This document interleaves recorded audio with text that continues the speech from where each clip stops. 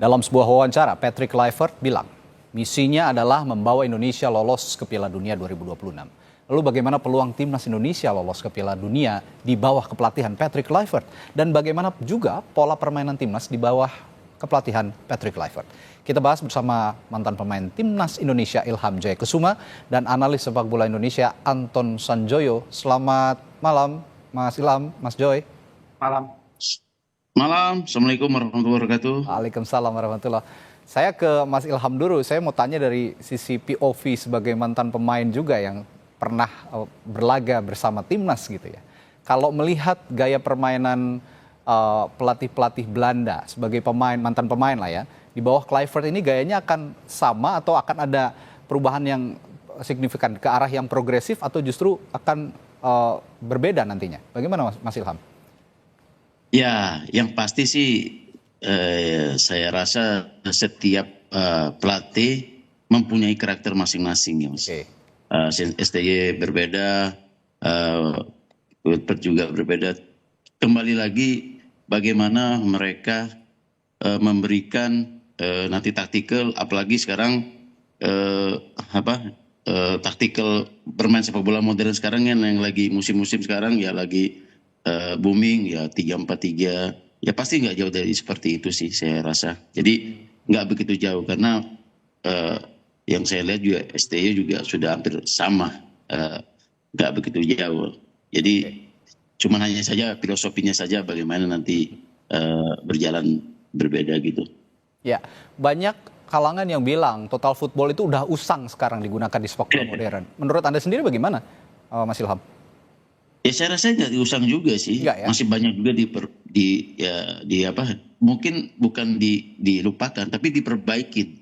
Kita kan sekarang modern, jadi progres ada perbaikan dan itu sekarang cara bermainnya pun ya sekarang udah mulai ya berkembang, jadi itu tidak dihilangkan sama sekali, hanya saja diperbaikin terus begitu.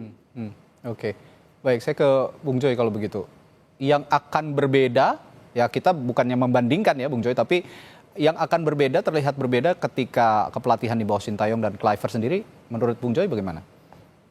Yang pasti yang pertama adalah cara berkomunikasi. Oke. Dan karena Kluivert pasti bisa bahasa Inggris, sudah pasti bahasa ibunya adalah bahasa Belanda.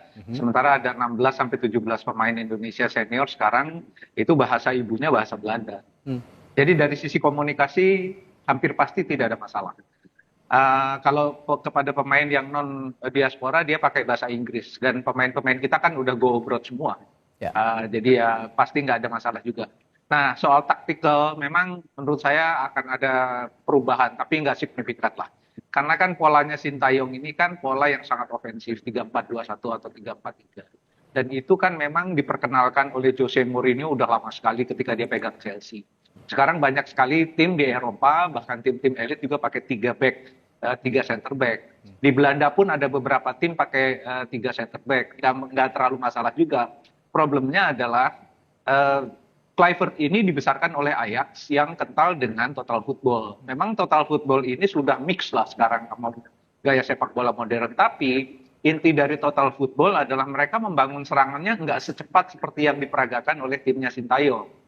Mereka lebih sabar building up-nya, nggak terlalu buru-buru gitu. Mereka lebih sekarang bahkan ketika total football itu diterapkan di Barcelona kan berubah total menjadi gaya tiki-taka. Namanya tiki-taka itu gitu loh. Tapi memang sekarang sepak bola modern itu kita sudah tidak bisa mengatakan oh ini total football, oh ini catenaccio, oh ini enggak. Sekarang tuh udah mix lah semuanya karena sepak bola demikian berkembangnya sehingga kemudian memang seperti Ilham bilang tadi memang udah kalaupun total football ada perbaikan-perbaikan tapi inti dari total football kan sebetulnya mereka bisa bermain di semua posisi. Nah itu juga udah nggak dipakai lagi di banyak tim elit gitu kan, di tim negara juga enggak. Mereka strict dengan posisinya, tetapi ketika ada ruang lowong mereka boleh masuk. Pemain depan harus bisa juga ikut bertahan sampai ke perimeter tengah misalnya. Jadi itu yang sekarang terjadi. Jadi menurut saya penyesuaian yang akan dilakukan oleh Kluivert tidak terlalu banyak lah. Karena basic dari yang dilakukan oleh Sintayong kan sebetulnya 3-4-2-1 atau 5 pemain di belakang Ya. dengan 2 pemain wingnya naik turun di sekitar perimeter pertahanan atau perimeter menyerang. Jadi menurut saya nggak terlalu banyak yang akan diubah lah oleh Kluivert. Oke, dalam sepak bola modern juga, ya ini juga masih bagian dari turunan dari total football sebenarnya. Gegenpressing kita kenal dengan pressing dengan garis tinggi gitu ya. Ini diterapkan sepertinya oleh Jurgen Klopp saat di Liverpool, bahkan sekarang Arne Slot, pelatih asal Belanda juga menerapkan hal yang sama sepertinya di Liverpool begitu. Nah, gaya permainan pressing tinggi, lalu fluiditas pemain yang tinggi, apakah juga akan segera tune in pemain-pemain kita yang sekarang ada, baik yang dari naturalisasi ataupun yang dari lokal begitu, Bung Joy? Ya kalau soal high defensive line itu kan memang pengembangan dari banyak sistem. 4-4-2 juga bisa pakai garis tinggi pertahanan gitu loh. Nah, ini kan yang dilakukan oleh Sintayong, kalau saya ingat betul ketika pertama kali menghadapi Arab Saudi, main di Riyadh, itu kan 3 back Indonesia itu mainnya di sekitar garis tengah. Itu yang membuat timnya Mancini kan kaget sebetulnya gitu loh. Dan ya sebetulnya apa yang dilakukan oleh Sintayong itu dari sisi sistem permainan sebetulnya memang agak banyak coba-cobanya, tapi dia udah tahu bahwa kalau main dengan high defensive line dia akan menerima konsekuensi seperti A, B, C, D gitu. Ya. Nah, ketika melawan Arab kan cukup efektif. Ketika melawan Australia di Indonesia juga cukup efektif gitu loh. Jadi perubahan-perubahan yang dalam situasional itu menurut saya pemain-pemain Indonesia yang ada sekarang yang dibangun oleh Sintayong itu sudah cukup mumpuni lah. Artinya IQ mereka mencukupi untuk dalam perubahan-perubahan taktik yang diperlukan di lapangan, tergantung lawannya, tergantung juga kondisi udara misalnya, tergantung strategi lawan dan macam-macam. Oke, saya kembali ke Mas Ilham. Mas Ilham, selama karir Anda sebagai pemain termasuk di timnas begitu ya, pernah dilatih oleh tim atau pelatih Belanda seperti Henk Willems atau Wim Risbergen gitu? Pernah ada pengalaman itu nggak sebelumnya? Saya belum pernah. Belum pernah ya? Waktu itu belum. Saya agak lupa soalnya. Memastikan saja nih. Bernhard Skum per Jerman. Oh, untuk Jerman. Oke, tapi overall gitu ya, dari kepelatihan pelatih-pelatih dari Belanda. Kita pernah punya Henk Willems, pernah punya Wim Risbergen gitu. Progresnya secara teamwork gitu, baik dari kacamata pemain maupun keseluruhan tim bagaimana, Mas Ilham? Yang timnas? Ya, yang timnas.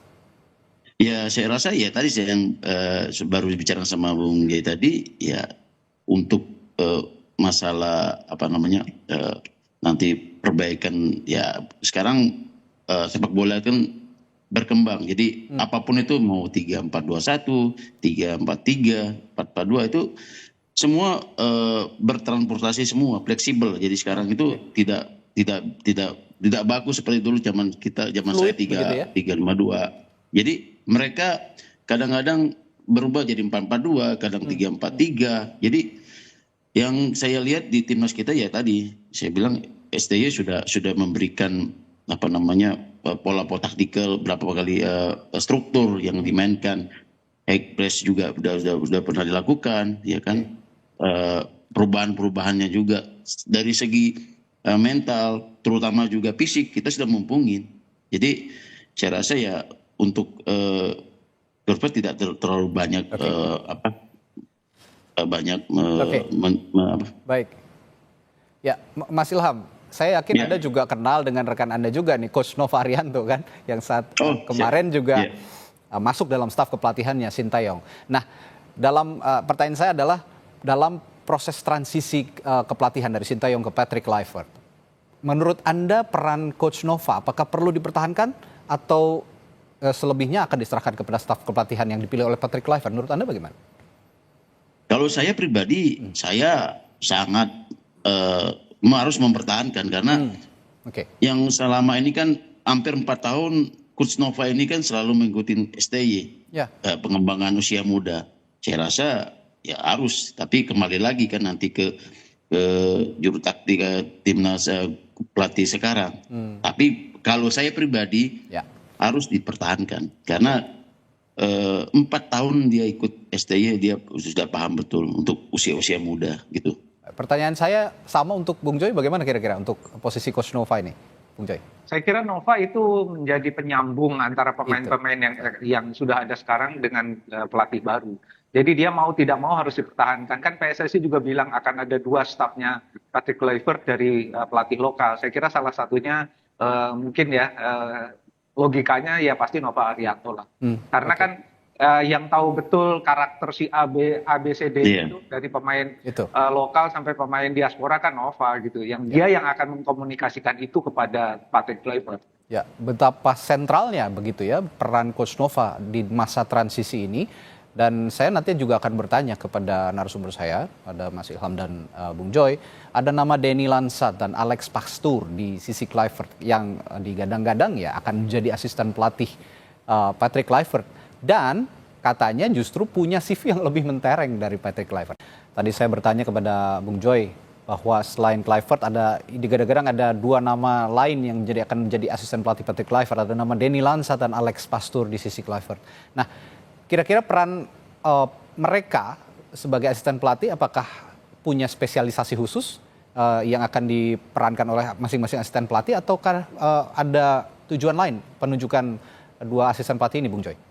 Ya sudah pasti peran mereka juga sentral ya, bukan cuma karena CV mereka katakanlah jauh lebih mentereng gitu ya. Tapi memang kalau Lansat kan memang satu akademi dengan Kluivert di akademi Ajax. Jadi mereka bersahabat. Jadi ini adalah pengawalnya Kluivert, Denny Lansat ini.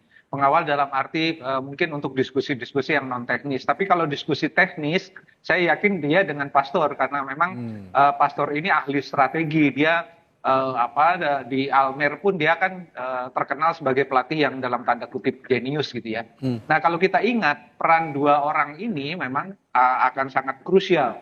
Mengingat juga banyak sekali sebetulnya pelatih yang selalu berdiskusi dengan asistennya untuk menentukan strategi. Kalau Anda ingat Pep Guardiola ketika masih menjadi pemain bahkan di Barcelona itu adalah sparring partnernya Johan Cruyff untuk melakukan uji strategi. Jadi memang Pep Guardiola ini udah jenius dari dulu. Nah ini dugaan saya nih Alex Pastoor lah yang akan menjadi orang yang pertama-tama ditanya oleh Patrick Kluivert tentang strategi yang akan dijalankan. Melihat seluruh konstelasi pemain, konstelasi lawan, lapangan, cuaca dan macam-macam, hampir pasti Pastoor lah yang akan ditanya oleh Kluivert. Sementara Lansat akan melakukan backup karena dia mungkin akan lebih berkonsentrasi pada individu per individu pemain, terutama pemain diaspora ya. Untuk peningkatannya misalnya Kevin Dix butuh apa, Martin Pas butuh apa, Jai Isdes butuh apa yang perlu ditingkatkan. Mungkin itu peran itu akan diberikan pada Denny Lansat. Kira-kira begitu. Oke. Ada peran teknis, ada peran non teknisnya. Ini akan saling melengkapi kira-kira seperti itu. Nah, untuk Kluivert sendiri meskipun dibilang katanya CV-nya kurang mentereng, tapi saya yakin sepertinya ya ini pendapat saya atau mungkin ada pendapat lain dari narasumber malam hari ini. Penunjukan Kluivert ini untuk melihat sosok besar dirinya, begitu ya, Bung Joy? Ya, ada dugaan bahwa sebetulnya kenapa nggak Pastoor sih yang jadi Alex Pastoor yang jadi head coach gitu ya. Tapi kalau Alex Pastoor kan tidak terlalu mentereng namanya gitu loh. Orang lebih kenal Patrick Kluivert. Tetapi apapun, Patrick Kluivert kan pernah menjadi pemain besar.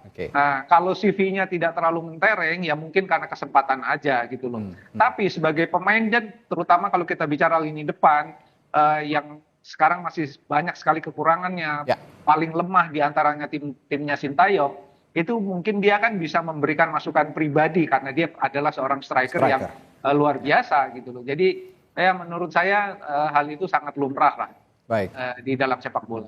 Ya, Mas Ilham, sebagian besar pemain timnas timnas Indonesia ini kan naturalisasi dari Belanda gitu ya. Tentu saya yakin juga mereka akan lebih mudah beradaptasi dengan gayanya Patrick Kluivert, terutama soal komunikasi tadi yang sempat disinggung oleh Bung Joy begitu.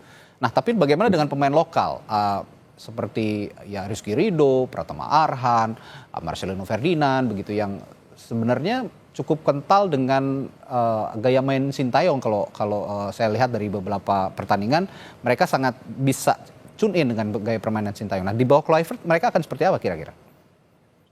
Ya saya pikir ya Rizky Ridho dan lain-lain, ya mereka sudah profesional. Saya rasa siapapun pelatihnya, mereka pasti akan bisa mengikuti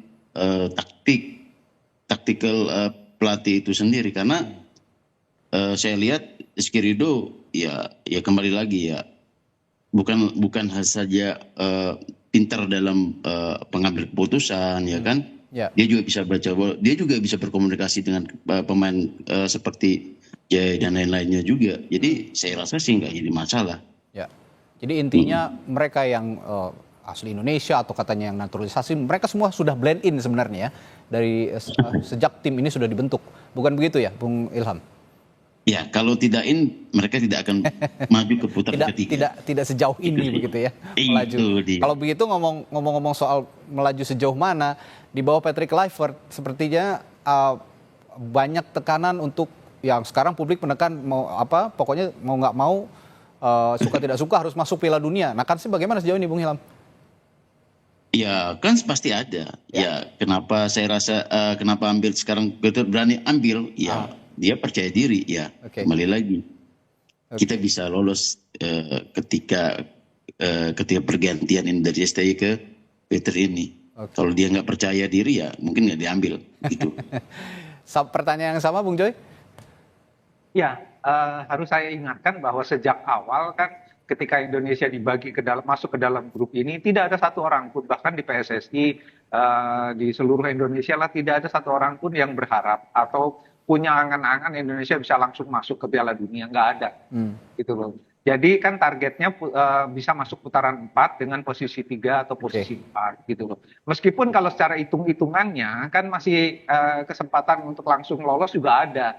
Persoalannya adalah Indonesia masih akan home, masih akan away melawan Australia di Sydney, lalu akan melakukan away juga melawan Jepang, dan ini adalah tugas yang sangat berat untuk memetik poin penuh, gitu loh. Jadi yang bisa poin penuh itu kemungkinan besar adalah home melawan Cina dan home lawan Bahrain. Kalau home lawan Cina dan Bahrain bisa dimenangi 6 poin, rasanya sih posisi 4 udah di tangan, gitu loh. Jadi nggak perlu membebani tim ini dengan harus lolos ke Piala Dunia, nggak ada kata lain karena udah ganti ST.